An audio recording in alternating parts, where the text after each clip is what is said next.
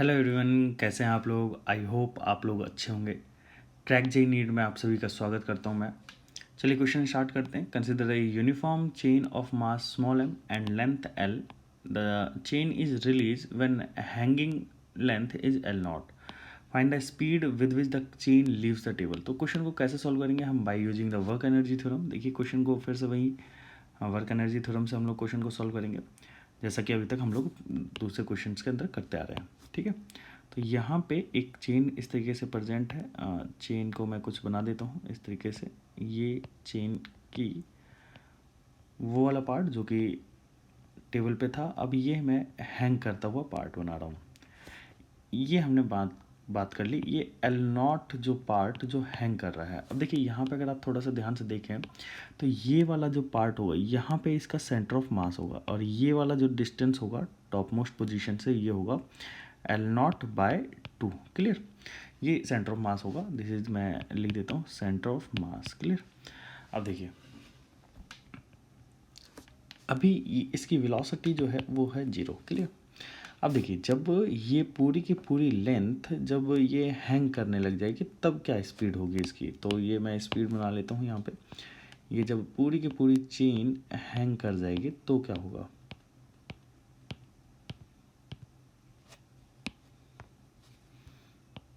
कुछ इस तरीके का सिनेरियो रहेगा। और ये वाली लेंथ हो जाएगी l, और इसका जो सेंटर ऑफ मास होगा वो हो जाएगा, ये हो जाएगा यहाँ पे कहीं, और ये वाला जो डिस्टेंस होगा l/2 हो जाएगा। क्लियर। अच्छा, एक और चीज़ समझते हैं यहाँ पे। इसका जो मास होगा इस वाले पार्ट का जो कि हैंग कर रहा है, इस वाले पार्ट का मास, इस वाले पार्ट का हैंग करते हुए वाले पार्ट का मास ये हो जाएगा m/l इंटू एल नॉट। ये मास होगा इस हैंगिंग चेन का। क्लियर। अच्छा, इस वाले पार्ट की बात करता हूँ तो ये पूरी हैंग करने लगी, तो इस पूरे पार्ट का जो चेन का जो मास होगा इसका मास होगा कैपिटल M। क्लियर। हम बात कर रहे हैं इस पूरी चेन का मास कितना, मैं मान ले रहा हूँ L लेंथ का मास कितना है M, तो यूनिट लेंथ का मास कितना हो जाएगा m/l, और L नॉट लेंथ का मास कितना हो जाएगा m/l into L not. Clear, ये हो जाएगा। अब देखिए अगर आप थोड़ा सा ध्यान से देखें तो इनिशियली चेन की सिचुएशन ये थी और फाइनली चेन की सिचुएशन ये हो गई। यहाँ पे सेंटर ऑफ मास नीचे आ गया, तो अब यहाँ पे दोनों के सेंटर ऑफ मास, दोनों पॉइंट में सेंटर ऑफ मास को मैं नीचे की ओर लेगा तो कितना सेंटर ऑफ मास नीचे आया होगा।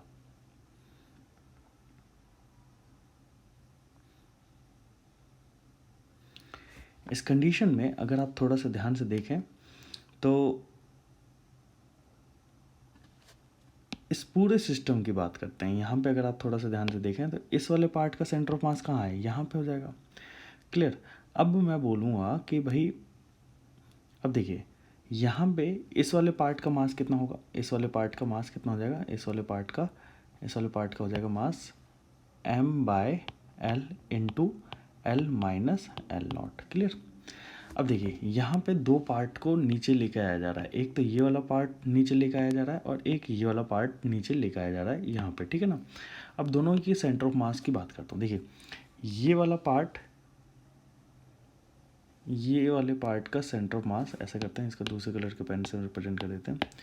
ये होगा जो कि टेबल के ऊपर रखा हुआ पार्ट है उसका सेंटर ऑफ मास की पोजीशन। ठीक है ना। और ये उस मास को नीचे हम जो लेके आते हैं। क्लियर।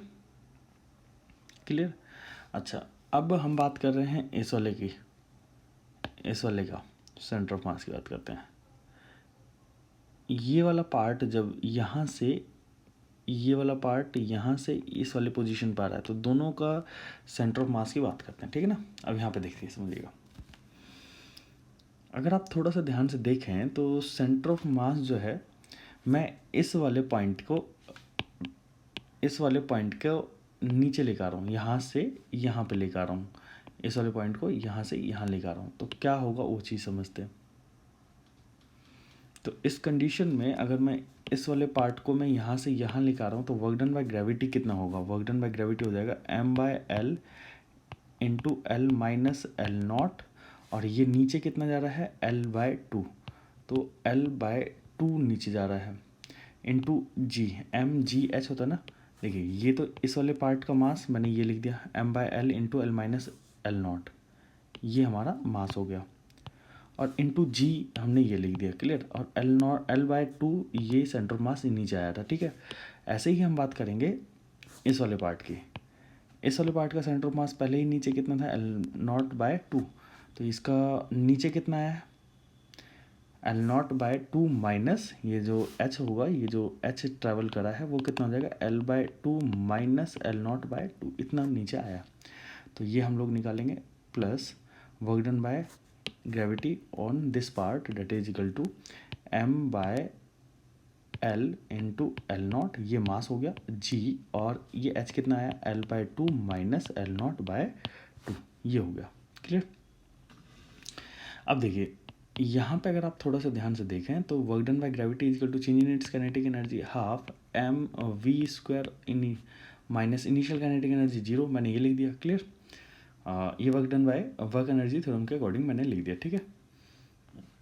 अब अगर आप थोड़ा सा ध्यान से देखें तो यहाँ पे मैं लिख सकता हूँ m कट गया, तो हमारे पास बचा क्या है, ये वाला L, ये वाला L कट गया, तो हमारे पास बचता है L माइनस L0 इंटू जी, और यहाँ पे बाय 2 प्लस, अब अगर यहाँ पे ध्यान से देखें तो ये आ जाएगा L0g/L, और यहाँ आ जाएगा L माइनस L0/2, ये हो जाएगा that is equal to half v²। अगर आप थोड़ा सा ध्यान से देखें तो ये 2 कट गया, ये 2 कट गया, और ये 2 कट गया, यहाँ पे GL minus GL0 plus GL0 अंदर चले जाएंगे, तो ये हो जाएगा L/L माइनस L0/L, ये हो जाएगा that is equal to v0²। तो ये L से L कट गया, यहाँ पे बचेगा GL minus GL0 plus GL0, यहाँ 1 माइनस L0/L, ये बचेगा date is equal to v²। अगर आप इसको थोड़ा सा सॉल्व करें तो GL minus GL0 plus GL0 minus GL0²/L is equal to v², clear.